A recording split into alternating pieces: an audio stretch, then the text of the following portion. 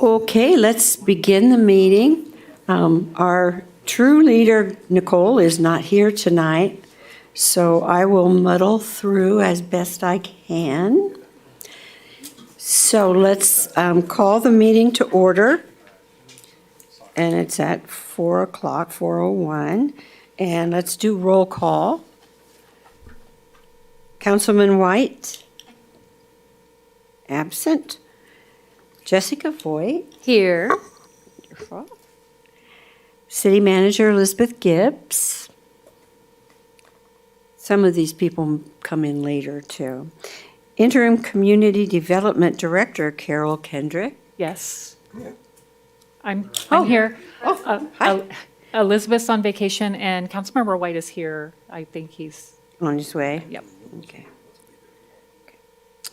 Betty Rader, she's here. Vice Chair Rob Moran. Absent. He's retired. Yes, lucky man. Member Evan Brown, I do not see him. Vaughn Lawson is Present. here. Yes.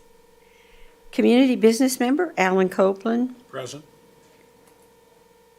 Community Business Member Ron Rader. Present. Community Member Richard Beneke. Present. Business Community Member Perry Goldstein. Community Member Cesar Marufo. He had a family illness. I don't think he's going to be here. I saw that. Industry Expert Vicki Brannock. Did I say that right, Vicki?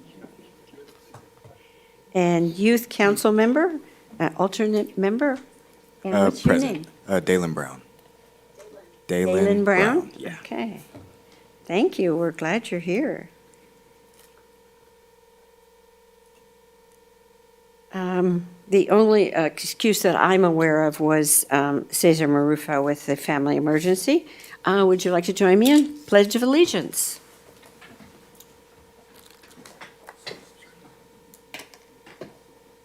Allegiance to the flag of the United States of America and to the republic for which it stands, one nation, under God, indivisible, with liberty and justice for all. Thank you.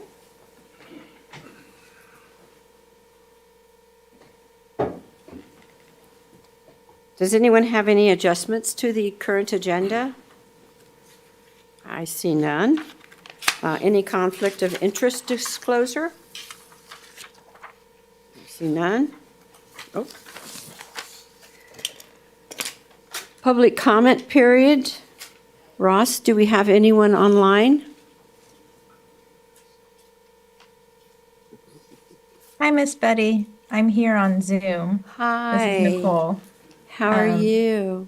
Good. Let me go ahead and ask Mia if we have any callers on the line. Mia, do we have any callers? No callers. Thank Okay. you. Thank you. No. Okay. Action items, public hearings and requests. The approval of minutes from the last meeting. We did not have a meeting last month, so that would be in October. Move to approve. Second. Any discussion? All those in favor? Aye. Opposed? Well, the motion carries, and we will accept the. Nicole, are you still there? Yes, ma'am. Are you taking the minutes then? Yes, I am. Oh, wonderful. Thank you. Committee member positions, consideration of a title change to the local developer, economic developer seat. Yes, I can present this staff report. Thank you. This item here is for consideration of a title change to the current seat of local developer / economic development seat. Staff would like the committee to discuss and consider a title change to a standing seat for the Riverside County Office of Economic Development. Currently, member Rob Moran currently holds this seat.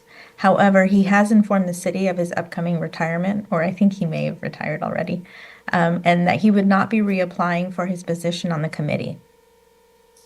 So this title change would allow for a representative from the county's Office of Economic Development to have an established seat on the committee so that the input and the knowledge of the county resources could continue to be a valued contribution to the committee.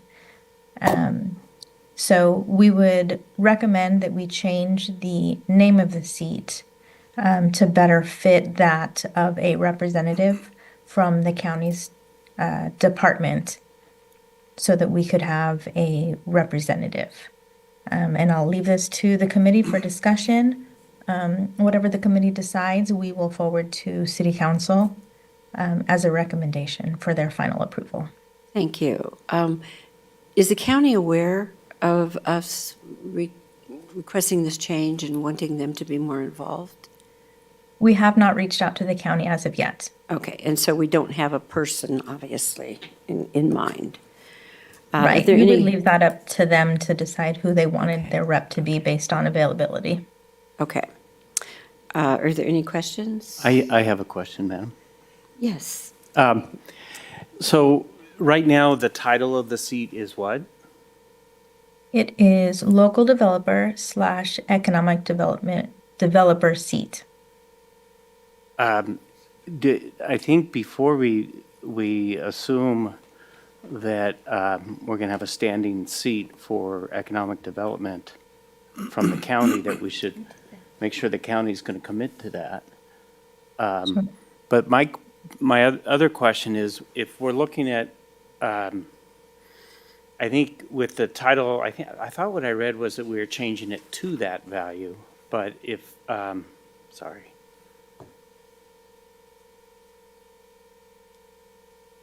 A title change to, so changing that developer seat to, I don't know Something that. better the- suits. Yeah, I don't know that the name we have there now, I guess let me ask you this, that the / there that divides local developer and economic developer seat, that's what we're saying. We're not saying local developer and local economic developer seat, correct? What we're indicating right now. Should we be saying county? I mean, we want it to be a county? Well, where I'm going with this is, I think that the title of that seat would work fine to have the county represent them in that seat, but at a time when the county isn't able to, or we decide to go a different direction, we have the option to go to a local developer. If I'm reading the title correctly and I'm reading the description correctly, we have a choice of either an economic developer seat or I'm sorry, economic developer or a local developer. And I'm just wondering what the necessity of changing it to specific to the county, especially until we have a commitment from the county that they will have someone here for that seat. That's just what I'm thinking. I feel rather inadequate. I don't have the titles of the seats that are available.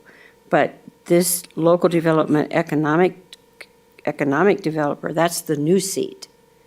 Is that correct? No, that's the current title. Okay, so it says consideration of a title change to okay, I understand. And what are you recommending we change it to?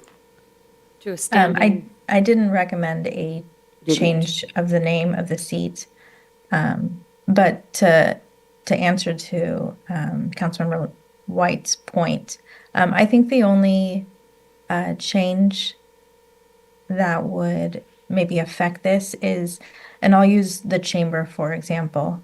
The chamber has a seat on this committee, and that can be any representative from the chamber.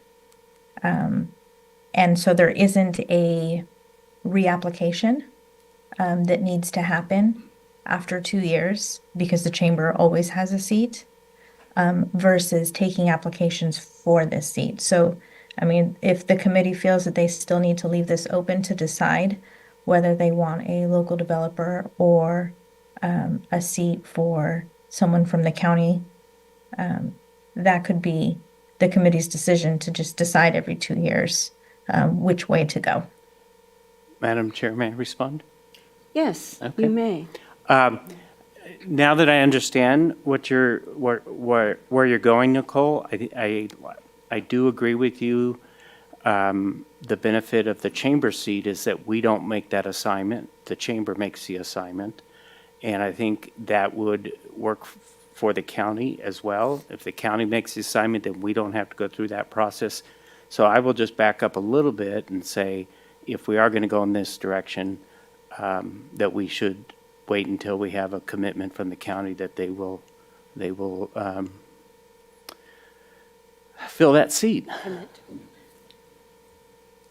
Okay, and I don't have the titles of the seats in front of me. And if this is going to stipulate that it's a county position, should the title not say county? And we should be so lucky as to have a local developer on the committee. We have had, I won't say issues, but we have not had a successful recruitment of having a local developer Right, okay, on the committee. yes. So we took that into factor too when we thought about presenting this. But the name of the seat could be whatever whatever the committee decides would be best.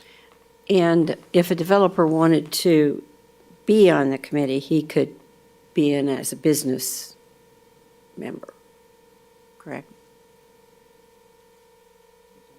Yes, I could see how that would fit. So, Madam Chair, don't we want to make that a county provision or not? Was that what Well, that's what, Councilmember White was saying? yeah, And then the county can fill in that position however they feel represents them. May I, yeah, okay. Yes. So, may I Yes. real quick? Yeah, I think, just a quick question for clarification. How many standing positions do we currently have? We have two council, the chamber. Are those the only three standing positions that we have? We also have the school district. And the school district. So those are the four representatives that we have that are standing. And how many committee members are there available through the application process if this was to become a standing position? Available for application. Correct. Let me just count. I have it in front of me. I think 5 or 6. 5, I think. 4, 5, think 5. 6, 7, 8. So I think with that, in my opinion, with that representation, we have ample opportunity, I think, for other business to join. And I do think that the collaboration with the committee and to be able to, tap into the county resources or maybe understand the county resources at this level would be very, I think, influential to know what resources we could tap into. Maybe they have other offerings that, some of the local businesses could tap into as well. But I agree wholeheartedly that this has to be vetted through them first, knowing that they're willing to take on that commitment. Because this is a monthly commitment, right? This isn't a quarterly commitment, this is a monthly commitment. yes. And so that commitment is pretty large. And I don't know what other commitments they have. Nicole, one other question for you is, do you know of any other economic development committees or cities that have a standing position for the county? I have not looked into that, no. I can, if you'd like me to. It might be good information to see if we're setting a precedent or, asking for something that's novel versus. Madam Chair, just clarification purposes, there are other cities that have standing committees. Yeah, that's kind of common practice. And I agree with everybody's, you need the county to you don't want to force an employee of the county to have to come to a meeting. I mean, it has to be the county saying, this is part of your job, you will attend this meeting. But I think it should always be open, that the county is welcome here. Absolutely. And maybe by just having the standing committee available, as part of our process, And then the county should decide if they want to send that representative. Because the representative may not want to come every month, but if the county has some great program for cities or something like that, definitely they'll want to come and give it to us, and give it to the city of Beaumont, and give it to every city, really. That's their job. So I think it's okay to keep it as a standing committee, go out and seek, and tell the county what we're doing, and it's available. The next person they hire should be aware that this position does exist. It doesn't hurt to have these standing committees. It can only help. I guess that's my point. It's not a standing committee, it's not a standing position right now, but we would maybe like to have a little more information to see if the county is interested and that they would participate. Does that sound like a good charge to do for our next meeting? Would that be staff reaching out to the county? Yes, I can reach out to the county. I think we were kind of going back and forth on whether to reach out to the county first or have this discussion Okay. first. So we decided we would let the committee kind of discuss, and then we would present whatever, the committee decided, Yeah, I think and then we present it all. to the county. Okay, I think we all want to have that. I think that would all be good, but let's see if the county, would like to do that. Yes, Perry? Madam Chair, I have a question. Yes. So when Rob was a part of this, since I'm new and I haven't seen it, how active was he? How often did he show up? What sort of input did we get from him? How involved was the county? He was Before. very involved, and he Well, was, then we- always had input, and I think he might have been chairman for a while. I mean, or Yeah, at it's least got a he was vice chair chair. for me. One of the times I was chair. Well, then it sure sounds like we need to continue to Yeah. pursue a county Okay. position.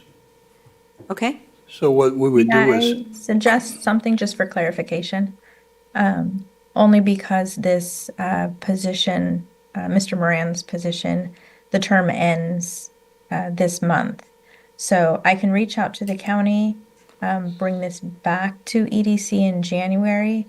Then it would need to go to council for final approval, and then we could fill the seat, but that's going to delay the process. If there's a recommendation from the committee to come to a consensus that we're in agreement that that's the direction that you want to go, and I present it to the county, and if the county is, in agreement that they want to be part of this, then I can go forward and present it to council for So approval. we could make it a standing position with the understanding that we're going to reach out to the county to make sure that they're in favor of it. So we kind of could put that caveat on the motion. Sure, yes. And then if the county does not, doesn't have the availability, then I can bring it back to EDC for further So- discussion, or we can leave the seat as is. So my thought from what Nicole just laid out is that she's really looking for, it was which do we do first, which do we do second? So I think she's looking for a consensus that we all value a standing seat that is represented by the county, and that would be our best case. And so I think that's what she's looking for, not necessarily a motion. to make that Oh, a okay. permanent position, would we have to change and have a motion to change that to a permanent seat? Well, she pointed out it would have to go to council first. Correct. Yeah, that would be a council action. Right. Now, it's not an either, my understanding is not an either or. We will have a local development, economic development seat, and we will have a standing seat for the county. Is that? Yeah. I don't believe that's what No. we're No. considering. That's not what we're No. considering. No, I think it's replacing the developer position, the developer/economic development with the standing seat for the county. Why? Correct. Why? That might give them impetus to show up and be able to have somebody at these meetings that fills that seat, that have some pertinent information to what's happening with the county. And right now, to me, it seems like it's a hit or miss. They may show up, they may not show up. maybe it will encourage them to show up for each meeting. I think that the discussion has to be made with them, and I don't know, I'm sure Nicole knows who to contact, but yeah, that's something, and between now and then, it'll go to city council, then next time we meet, maybe we can vote on that. if it's I'd like been to have approved. both. But also, my understanding from what Nicole laid out at the start of the conversation was that there was already an issue with trying to get that seat filled with a local developer, a local economic development person. And so the idea was that we would just change the seat to a standing seat for the county, as opposed to creating another Yeah. seat that we have to fill locally. Yeah, because there are 8 positions to be filled currently locally, that a developer could fill. Yeah, a developer could go. As a come in developer, As a business. Have we ever had, have we never had one? I'm not questioning, have we ever had a Well, that's a good question. That's a good question. I don't Nicole, know. do you know if we've ever had one? A developer? No. We have not. So you are looking from us. Madam Chair? I hate Yes. to interrupt, but I think That's that okay. the gentleman. Yeah, Yes. I was just gonna say that changing the name, I see like it's kind of like a promotion almost, but can we like be certain that the requirements for the promotion are going to be fulfilled, even though we haven't fulfilled them recently? I think if you make it a standing position with the county, the goal would be that that promotion would be filled, essentially, because the county, as long as they say yes, would be the ones that were. Okay, that was the only fulfilling it. concern. Yeah, Like, sure. is it actually, the position actually going to be fulfilled to what we're expecting it to be? That's So, it. so let me get this straight. I'm a developer. I come to this community. I'm doing some development. I want to get involved in the community. I say, how can I get involved in this community? We have an economic development committee. Okay, how do I apply? What position do I apply for? Well, I'm an economic development guy. Is there something in the listing that I can plug into that says economic developer?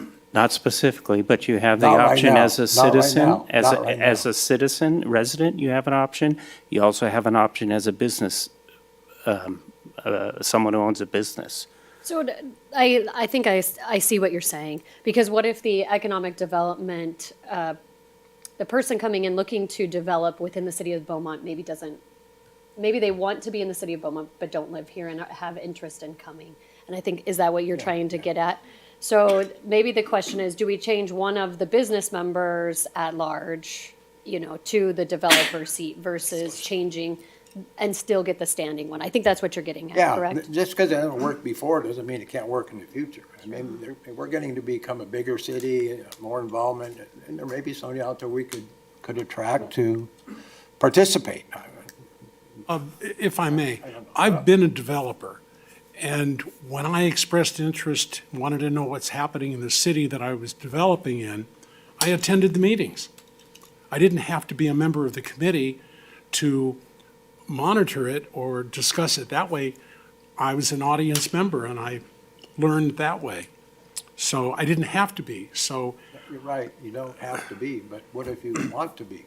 then I could apply as a local businessman because I was doing business in that city. Not as an economic developer. See, I'm saying you're reserving that title to the county. But That it's we are. And you've got to realize the fact that as long as this committee has existed, no one has been here as a developer, but someone has been here as a county. So there's probably more benefit to having a county position than having a developer position. And in order to expedite the change, you're looking for something tonight. Yes, ma'am. I think at this point, we've all expressed our preference for someone from the county representing us. So we may get input back that says, no, we're not interested, and then we already have our local developer seat. Okay, so should we do a motion then? So do, I don't, yeah, It's just for direction. I don't think we have a motion to Direction? make. Yeah, it's just to give Nicole the consensus that we would like to have the county be represented on the committee. Okay. And then we can decide later as to what the title is. so would the city council then vote on that county position before our next meeting, so we could make that decision at our next meeting if Nicole goes to the county and they say, oh, yeah, we'd love to have a standing position on that committee. So is that what we're looking at? I think if we have the information, but right now it's what, Does not have- December 11. Yeah, yeah. 11th? So we're not going to get feedback, I don't think, Before- until before- January. Okay, Yeah, So maybe 2 months away. yeah. okay. I agree with Councilman White. I think there is a consensus that we want that standing committee. So just, Okay. we're sending it back to city council for, Well, we're to sending it Nicole. to the county first to see if they're yeah, interested. yeah, yeah, yeah. If the county says yes, it'll go. Yeah. So maybe 2 months. Okay, well, let's move on then. Update to projects from the city staff. Joe is going to present that.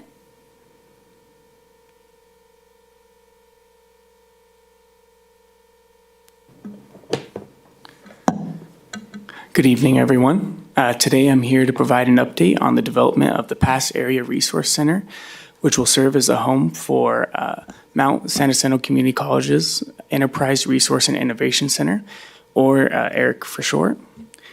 The ERIC will play a crucial role in supporting local entrepreneurs by offering various resources, including workshops, educational forums, and business development activities. This center will house 4 to 5 startup businesses, providing them with shared resources, counseling, and networking opportunities to help them grow and thrive.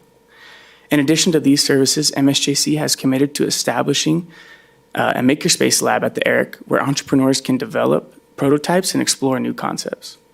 The full makerspace at the San Jacinto campus will also be available for additional support. Furthermore, ERIC will offer career counseling and a range of informational workshops to help individuals prepare for the workforce. We're also excited about the partnerships that are coming together to make this project a success. In addition to MSJC, the City of Beaumont has secured commitments from several key organizations, including Riverside County Workforce Development, the Inland Empire Small Business Development Center, and the California Employment Development Department. We are also in discussions with other organizations that are interested in operating within the Business Resource Center, further strengthening the support network that is available to entrepreneurs and job seekers within our community. As a reminder, the city officially closed escrow on the building on January 4th, 2024, and since that time, we've made significant progress in preparing the facility to host the Resource Center. Some key milestones include the replacement of the roof. The HVAC system has been fully upgraded. All tenants have been moved out of the building. Quotes are currently being obtained for painting both the interior and the exterior of the building, and the scope of the necessary ADA improvements has been fully identified. In addition to these major upgrades, staff has been performing routine maintenance and janitorial services to ensure that the building remains in good condition throughout the renovation process. On top of the physical progress, our staff continues to meet bi-weekly with stakeholders from MSJC and Riverside County to ensure that everything stays on track and to address any outstanding needs. We are excited about the future of the Pass Area Resource Center and ERIC. These developments will not only provide vital resources for startups and entrepreneurs, but also contribute to the overall economic growth of our region. Thank you for your attention, and I'm happy to answer any questions. I have a question. Do you have a target, just one moment, do you have a target date for when you plan on opening it? Well, good news is that the ADA improvements, some of the identified problems were found to not be an issue that would really delay it. So target date for now is March to open. So yeah, we're moving relatively quickly on this. Okay, thank you. So my question is, so I'm in the technology industry, okay, and I've been in a number of shared spaces before, and they have a conference room that they say it's for web conferencing, Zoom, whatever, right? And they always have those rooms using the shared Wi-Fi. And the problem is when those rooms use the shared Wi-Fi, the video sucks out so much of the bandwidth that everybody drops, and a lot of times Zoom will, or Teams, whatever it is, will freeze. So who's ever designing all the electronics needs to understand that wherever there's a conference room where there's any sort of video conferencing, that needs its own dedicated line with at least of 5 gigabits, and it's wired. It's not on the shared Wi-Fi, because there's nothing more annoying than being in a conference and having your Zoom freeze because nobody's accommodated enough bandwidth for that room. So when they're designing this, and it's important to talk about it when walls are open, so you can run Ethernet into those rooms before the walls closed. So when they do have this Zoom room, A, it's adequately soundproofed, and B, it's got enough bandwidth where it's not going to interfere with other people's work and their Wi-Fi. So has anybody talked about, I haven't seen the place yet, is there going to be a dedicated room for video conferencing? And who's ever designing that, are they taking all this into consideration? There's currently one conference room on the bottom floor. From what I understand, the room right now is not set up for video conferencing. That might be a need that's identified by the county or one of the other organizations in the future.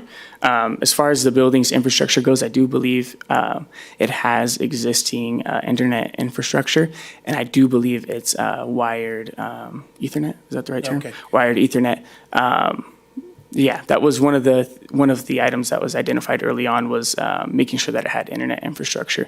But I believe that we're going to work with the tenants and make sure that they're set up for success. Yeah, I mean, if you take a look where we're sitting right now, you have to have room these days that accommodates video conferencing, which includes, again, bandwidth and soundproofing, so you can go in and know that you're not listening to, other people's conversations. So it's just a suggestion, but as you develop that room, you really do need to develop it with a big screen in the front, with adequate wiring for Wi-Fi, or not Wi-Fi, for conferencing, and soundproof. Just a suggestion, but it's what I do every day. Thank you, appreciate it.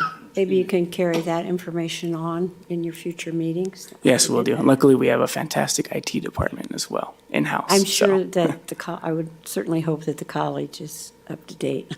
Yeah. Are there any other questions? Me, really quick. You mentioned 5 to 4 new startup businesses. That's right? Yeah. So do you have any businesses that are already interested in this space? No, I believe that these startup businesses are going to come along with MSJC. I think that they already have a program at their San Jacinto and Menifee campuses, and then they're going to be bringing them over here or have a more localized center for them. Okay. But the specific businesses haven't been identified yet. So you're basically, overall, you're just saying that in March, you're hoping that the businesses will come in. Yeah, yes, yeah. Yes. Just going to offer a point of clarification for the young man. The Eric Center is already up and running. It just doesn't have a permanent house right now. So it is housed right now on our San Jacinto campus down in San Jacinto. We do have businesses that do participate as a part of that process, yeah. Okay, thank you. Any other questions? Okay, thank you. Thank you.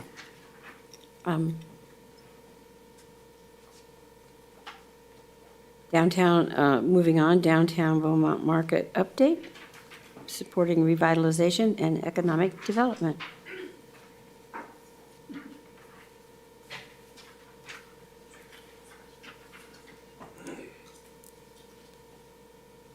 Good evening. How are you? My name is Julie Van Hook. I'm the Public Information Officer here for the city. So for those of you that I haven't met, I think there's a few here that I haven't been introduced to yet. I'm fairly new. I've been with the city for about 15 months, but we've done a lot of work in the last 15 months. And tonight I'm here to present and cover our marketing strategies as it relates to downtown Beaumont specifically, and how those strategies itself support revitalization and economic development here.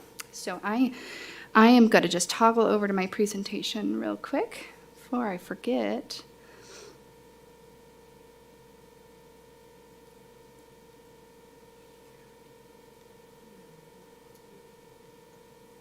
So you all should see that now. Is that up? Okay. So over the last year, I've really focused on some marketing efforts to increase awareness, bring people together and here in downtown, and also showcase all that Beaumont has to offer. And so tonight, I'm going to speak specifically about our marketing downtown and attracting new businesses downtown. But I just want to point out too that all of our strategies here as by city staff, whether that's to, our safety efforts on behalf of police, or that is our community events that are spearheaded by our community services department, they all kind of contribute to the city's position to have a thriving place to live, work, and play. And so, although I'm highlighting one small component, it is really a group effort here. So, with that, I will take you right into the staff report, and you do have an attachment there that I prepared, and I'll be running through that here tonight. And so there are several goals among the marketing initiatives that support downtown business and economic development. And so those are really to attract and support new and local businesses here. We're trying to drive visitor spending, so people to come here and spend their money here in Beaumont. Enhance community engagement and pride, which is one component of our events that we have downtown and all around town, and the communication efforts that go behind that. Stimulating downtown revitalization as we just finalized our plan and getting people aware of what's, the city's vision, the city council's vision for downtown. And also strengthening our relationships regionally and here locally, such as with the chamber. And so now I'll take you right through my presentation, and you should be able to follow along with the attachment there. So I'm going to cover kind of like 6 main topics of marketing with regards to downtown Beaumont. So I'm going to kick it off and talk to you about our events hosted and attended. And obviously, this is just the snapshot of one specific to downtown and business related. We do several more we do a tremendous amount of events throughout the town. So all throughout the year. So we had hosted some downtown business meetings over the last several years to talk to them about revitalization and other resources available to them. I'm going to highlight here our Beaumont Nights, which if you're not familiar, it was a 7-week market night that drummed up a lot of attention and a lot of excitement here in town through some data collected through cell phone usage. We were able to capture that we received about 3,600 attendees per event, which is pretty remarkable considering that probably doesn't include children, and there was a lot of kids there. And then the time spent on average, every Thursday night was roughly about 2 hours. And so that's in part to, all the hard work on staff with securing our vendors, the marketing efforts that go behind that, which I did several from, billboards to movie ads to print in our city magazine. And also the lineup that was really behind Beaumont Nights, which we had music featured every week. So, and these are just a couple snapshots, and I'll go into a little bit more on some exciting things that came about from Beaumont Nights.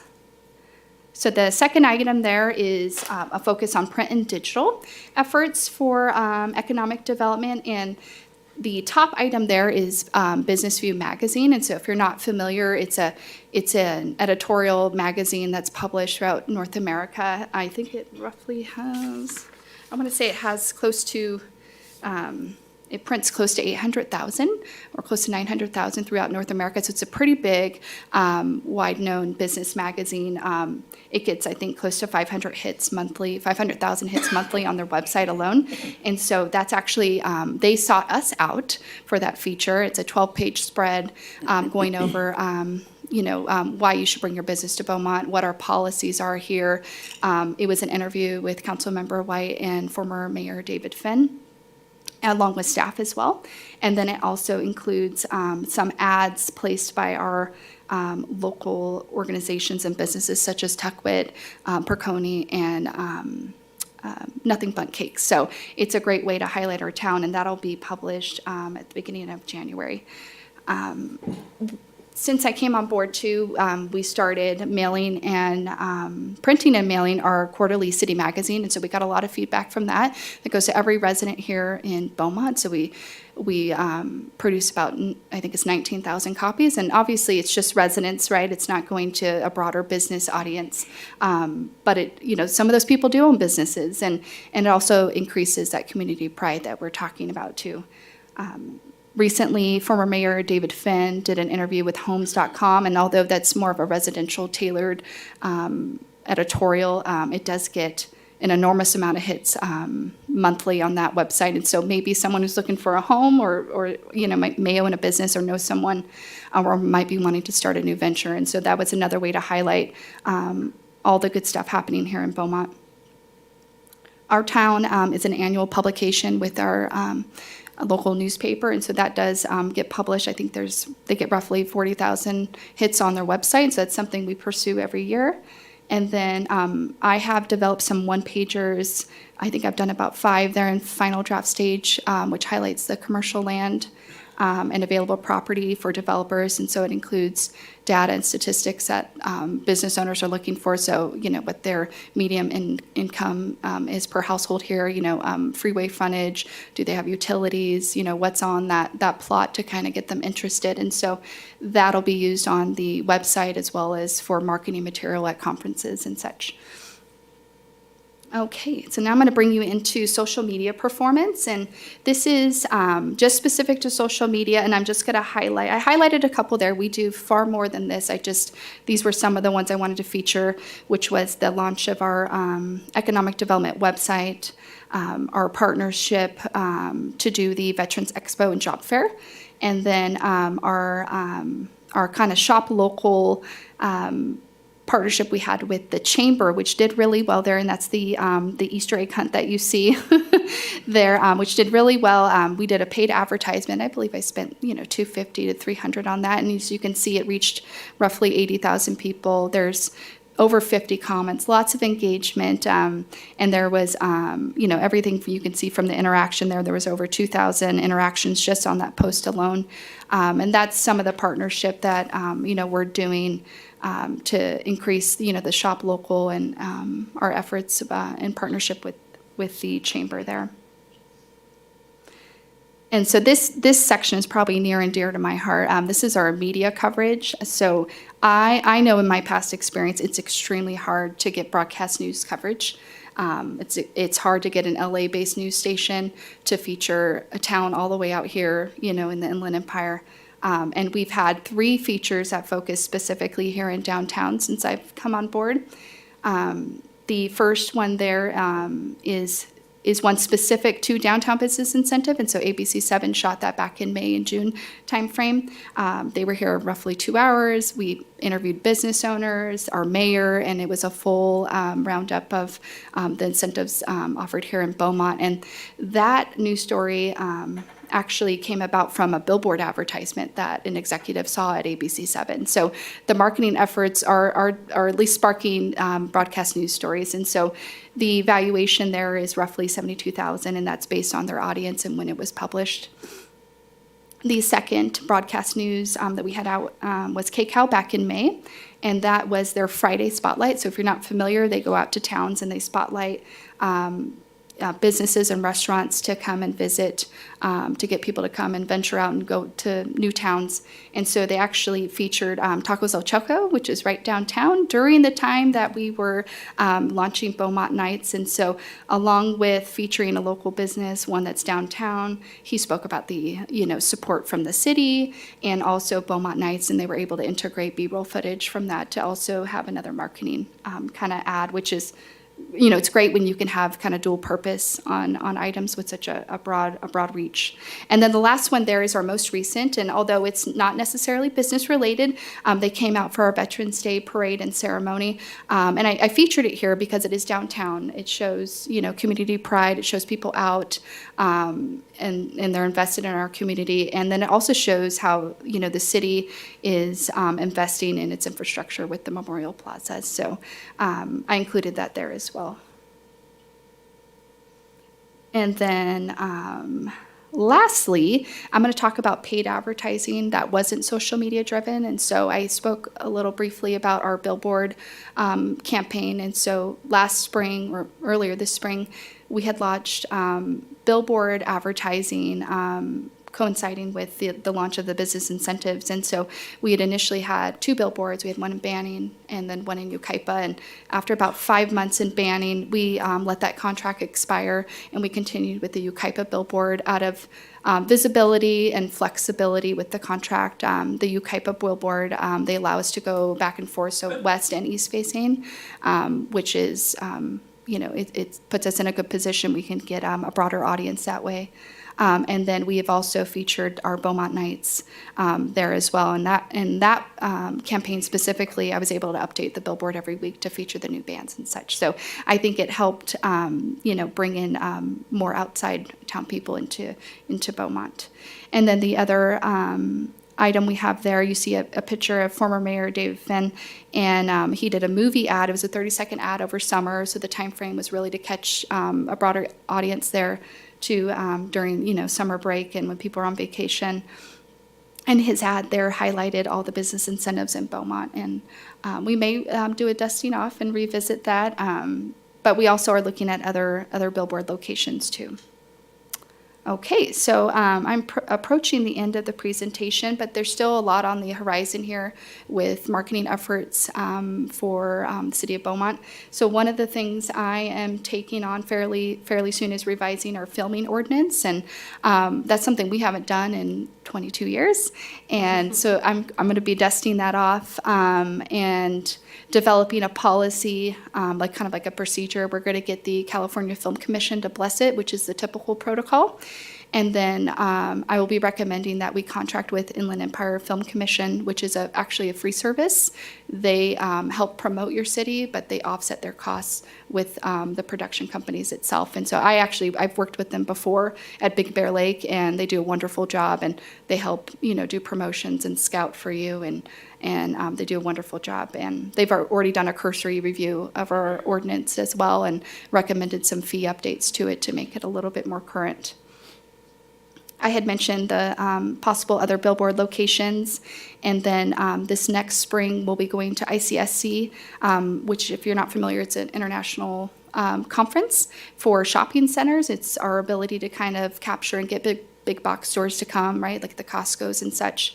And this year we'll have our own city booth, which is we're graduating, and we had shared one previously with the county. And I have a couple examples there at the top right-hand corner of what our booth, may look like. There's the city of Anaheim there, and so we'll have wonderful branding, great visuals, our own space, and then we'll have brochures, one-pagers, and then probably big display boards of available plots for developers to review.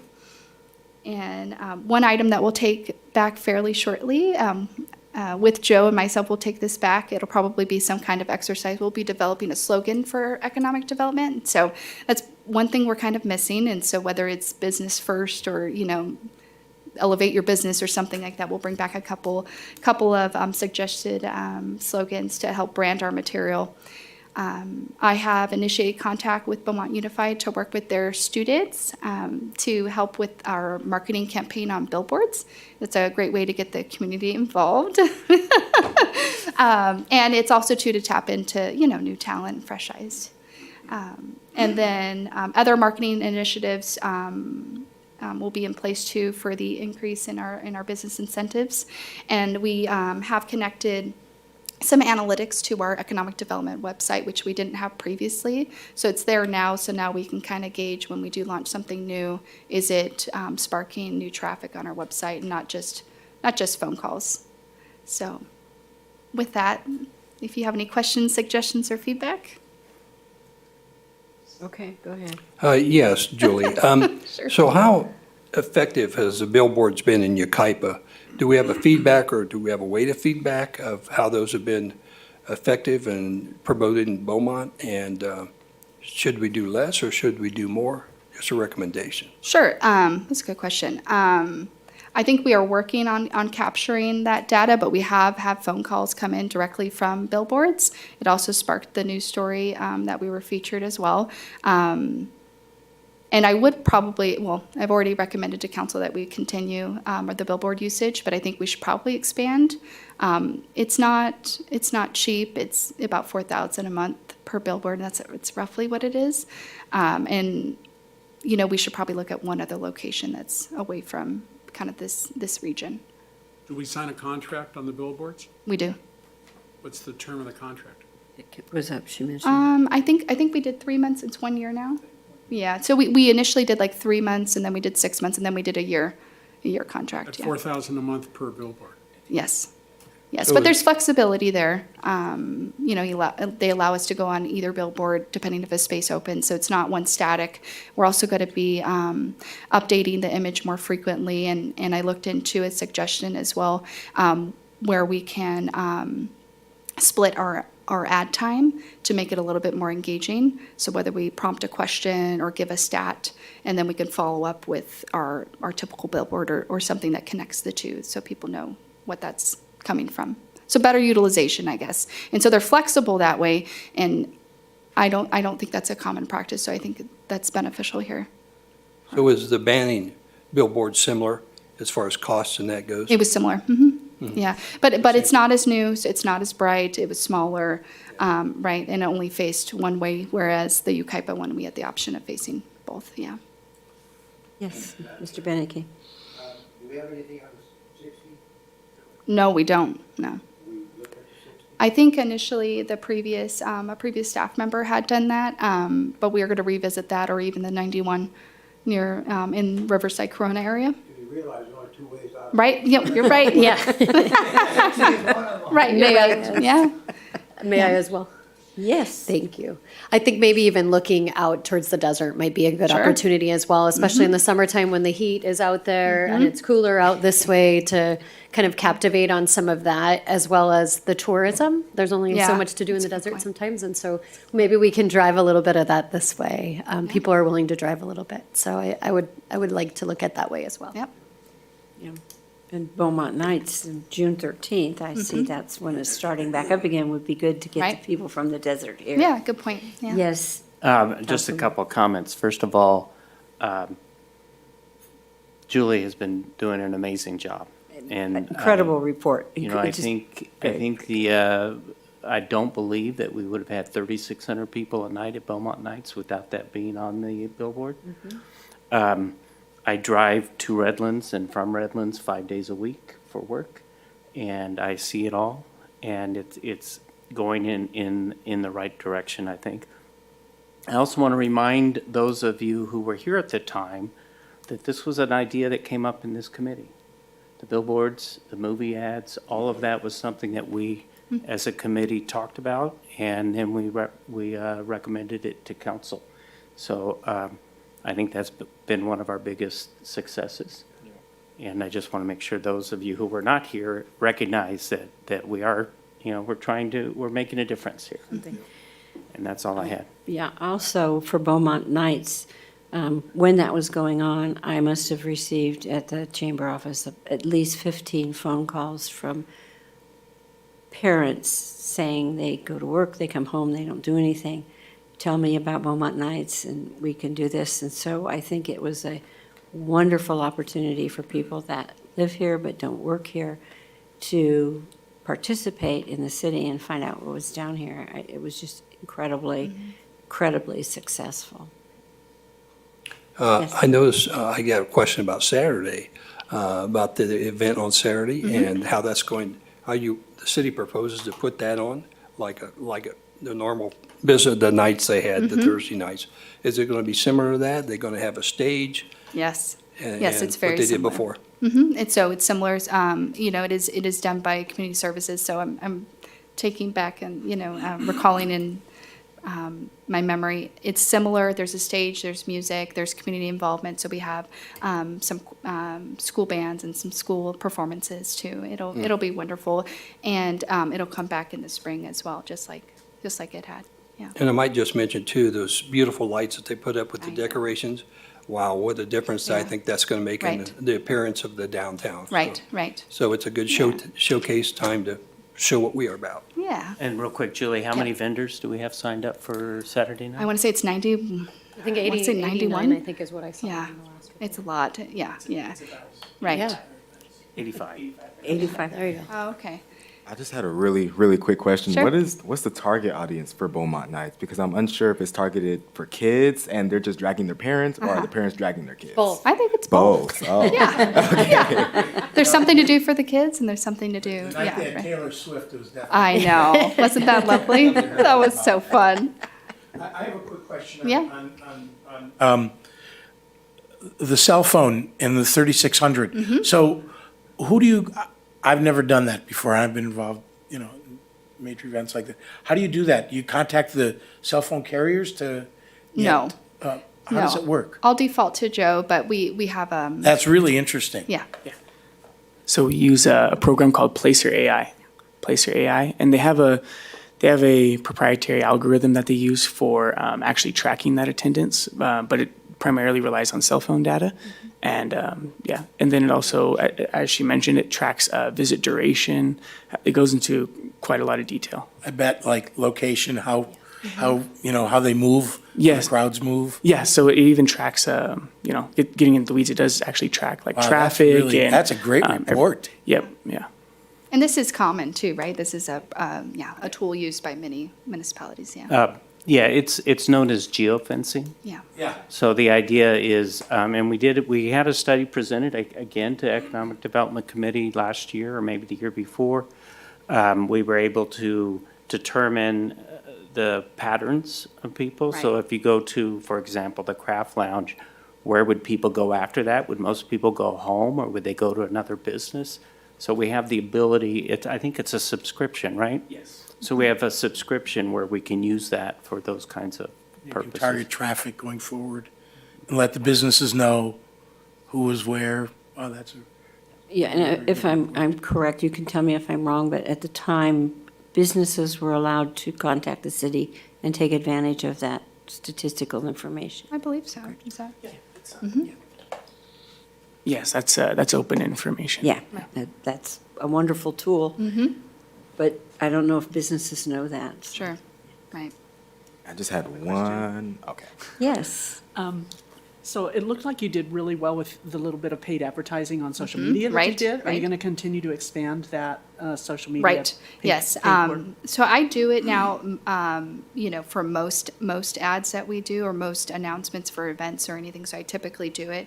And I would say over the last 15 months, we've been able to refine, how well we do in the target, because there's, it's, you can target the area, you can say how much money. So I kind of know now too how much money is needed for the duration of an event and such.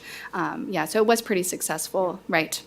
And we did that for Beaumont Nights. We've done it for Veterans Day. We do it for all of our events now. Yeah. Great. Right. It's pretty good. Yeah.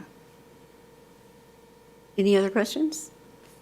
Thank you. Wonderful, wonderful report. Thank you. Betty.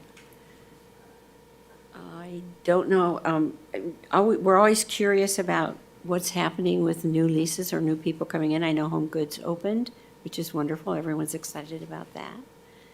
Anything else? Are you looking for topics for future agenda items? Not right now. I'm Okay. looking for new businesses that are coming to the area. Do we have anything new to report?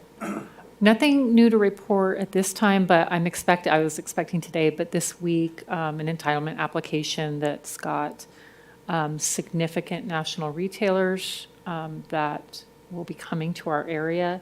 Unfortunately, I can't disclose it until they submit, so I'm just waiting with bated breath, but I'm happy to announce those retailers that I think will be extremely well received by our community. And did I hear that the new police station has a location? So we're in escrow on that property. So tonight at Planning Commission in about an hour, we'll be taking an item regarding that property. So anytime the city is looking to purchase a property for their use, we have to do a finding that it's consistent with our general plan. So we do have that piece of property and the consistency finding for that going to Planning Commission tonight. So it's just in the works? It's in the works, and then I believe we're anticipated to close in early February, but the consistency finding will be going to council, I believe, the first meeting in February as well. Wonderful, wonderful. Okay. Okay, reports. Do we want to do reports? Madam Chair, What? Yes. The city clerk notified me today that one of our items was dropped off the agenda, so I'm going to have Joseph Kale come up and just give you a verbal report, and this is regarding Grace Street and the dry cleaners building. Wonderful. Okay.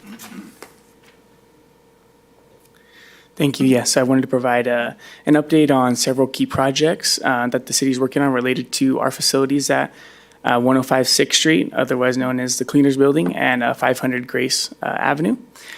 These initiatives are focused on improving these buildings and preparing them for future use as food and beverage establishments and incubator spaces for local businesses. So first, I wanted to talk about the facility condition assessments for both buildings.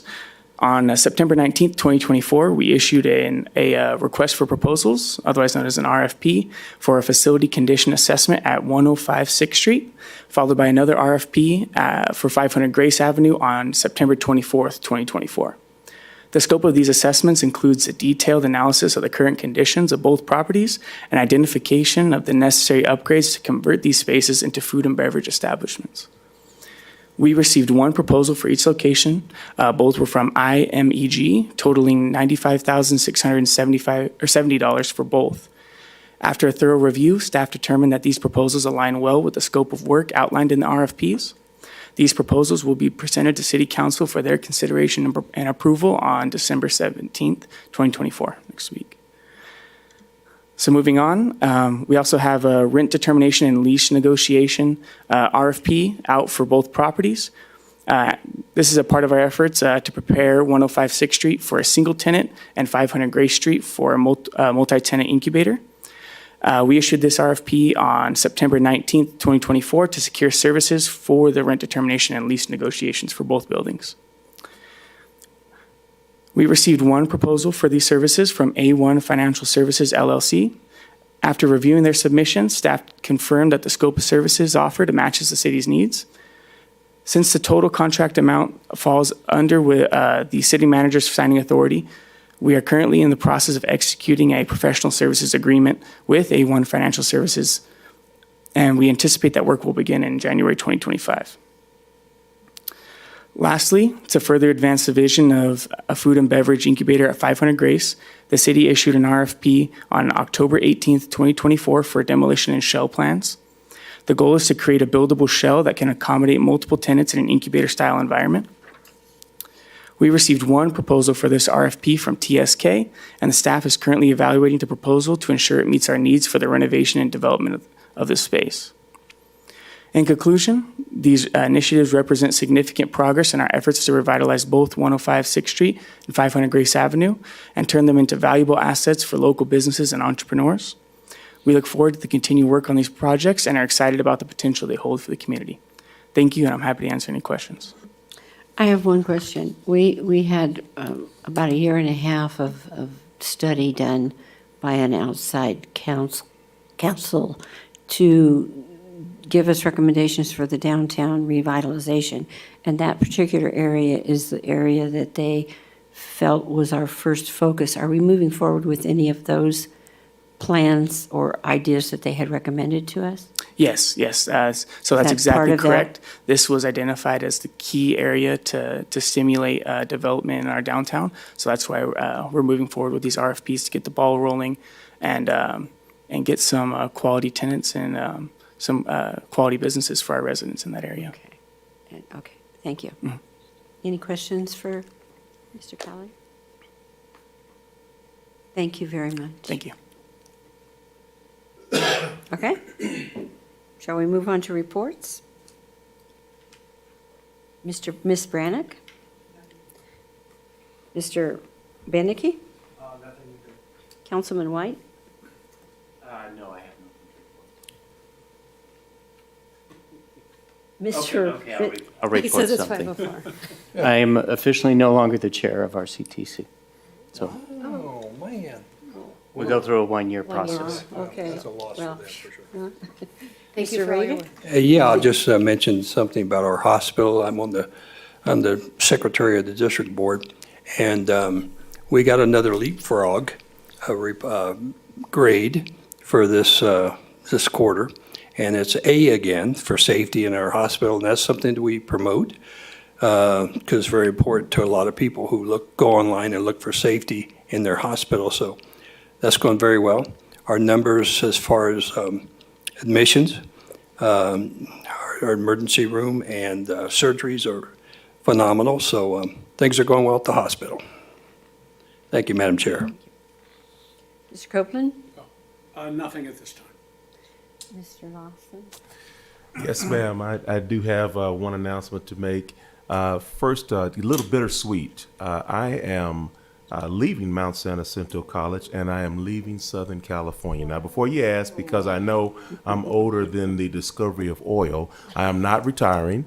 I am moving to a neighbor state, Arizona. I have been blessed to be appointed to serve as the president of Northland Pioneer College in Holbrook, Arizona. I landed in Beaumont, California in 2014. I was totally a fish out of water because I was from the great state of Oklahoma. And I have been here, been in California now 11 years. The first activity and it was by accident that I discovered Beaumont, but the first activity I attended was one of the chamber activities. And when I walked in, and I walked in early, a young lady jumped up, came around the table, and she hugged me. And that was Miss Betty Rader. And a couple of weeks later, I met her wonderful husband. We were all hanging out at the same Family Dollar doing our weekly shopping. And I met that young man and shook his hand, and I said, "This is your wife?" He said, "Yes." I said, "You are the luckiest fellow in the world." And he started to get hugs like that, and he grinned. I could not have met two more incredible ambassadors to welcome me to this community and treat me as a family member since I've been here this entire time. And along the way, I've met all of you as part of serving on this committee and met so many fine individuals. This is truly a tremendous community. Every morning when I wake up, I always say my prayers. I ask for blessings for my family, my work family, my church family, and I ask for blessings for my community family here in Beaumont. And I'm going to continue to keep you all in my prayers because you all have done some phenomenal things, and you will continue to do phenomenal things. So thank you. Now, in my absence, even though I'm leaving, you're going to get two incredible residents. I'm not selling my house. My daughter and my son-in-law have decided to move to Beaumont from Riverside, and I'm very happy that they're going to occupy. So they're great kids. They're both young professionals trying to do their thing. So you'll see them around. Make them act right, please. And thank you so much again, Ms. Rader, Mr. Rader, to the entire council, to our elected officials that are here present. Thank you all so much for allowing me to serve in some small way here in Beaumont. Thank you. Well, Councilman Voigt, you want to follow that? I know. Well, thank you for your service, and we wish you the best. We really do, and we can't wait to open our arms for your kids. So you had me a little tearful over here with how excited I was. So I have nothing to report. Thank you. Mr. Brown? Carol? Nothing to report. Thank you. Anyone Can I in the jump? audience? Can I jump in? No, you've had your I need to. opportunity. You're done? Yes, of course. I just always. want to tell you that you will be missed. You're the only person who ever refers to me as a young man, so I do appreciate that. And the Chamber of Commerce, we have Good Morning Beaumont this Friday, which is sold out. That's the second month in a row that we really sold out. Over 100 people have signed up. So that's a wonderful comment for the community that it is generating that kind of interest and that kind of networking. Also, if you want to mark your calendars, February 27th will be our Citizen of the Year event. Our wonderful citizen, Susan Aguilar Martinez, is our Citizen of the Year. We're very excited about that. So mark your calendars. Are there any topics for future agendas? Yes, Yes. I would like to add one. Kind of along the lines of the downtown revitalization plan, we've talked about some traffic and trying to slow it down. And in the meantime, I would like to think about ways in which we could maybe identify the area. So we've seen that downtown between 8th Street and 6th Street, we can currently see that the lights are up. They look amazing. So thank you to the staff that has done that and all the decoration. but I would like to consider maybe painting the crosswalks something different to identify that as a downtown area. To kind of slow down traffic in the meantime while we're kind of waiting for that. I have seen in other locations they've done American flags, but if you think about it in the school zones, we currently have the crosswalks painted with kind of some hash marks. Maybe we could think of something that we could generate to kind of designate that downtown area in the meantime, while we're waiting for other things to come up. That's a wonderful idea. That sounds like fun. Yeah. Something. And I've Okay. seen Banning do that. Oh, okay. In their downtown, they do murals and stuff, and it catches your eye. So we have an opportunity there. You know, I know a couple of kids that will literally do that for free, depending on depending on, yeah. So, I mean, if you can get the supplies done, I can Yeah. talk to a couple of kids that I know are extremely artistic and are looking for ways that they can make their murals. So whatever you kind of like want, you can always let me know, and then I can Oh, now, get it that's- back to them, and then whatever you want. Yeah, that's wonderful. Can we put that on the agenda for next time? The school district, the young people, I won't call you kids, did our Easter eggs, and they were phenomenal.